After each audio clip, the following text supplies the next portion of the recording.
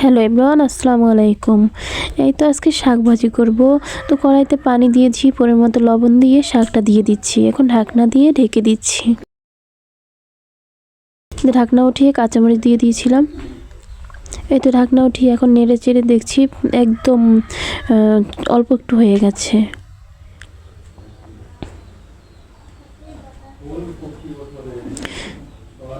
তো এখন ঢাকনা উঠিয়ে দেখছি পানি টেনে গেছে। তো একটা উকরি দিয়ে ভালোভাবে আলুগুলো আর শাকটা ঘেটে দিচ্ছি। আর ডাঁটগুলো যেমন আস্তে আস্তে থাকে, তো সেরকমভাবেই ঘেটে দিচ্ছি আর কি। তো এই তো ঘাটা হয়ে গেছে। এখন কড়াইতে তেল চাপিয়ে দিয়েছি, রসুন কুচি আর পেঁয়াজ কুচি দিয়ে ভালোভাবে ভেজে নিচ্ছি। আজকের বিশেষত্ব হচ্ছে বোম্বাই মরিচ দেবো, তো এই বোম্বাই মরিচ কেটে ভালোভাবে দিয়ে দিচ্ছি। পেঁয়াজের সাথে ভেজে নেব ভালোভাবে। এই তো লাল লাল করে ভেজে নিয়েছি। এখন শাকটা দিয়ে দিয়েছি। এখন নেড়ে চেড়ে শাকটা হয়ে গেছে, এখন নামিয়ে নিচ্ছি। আজকে শাক ভাজিটা কেমন হলো জানাবেন। আল্লাহ হাফেজ।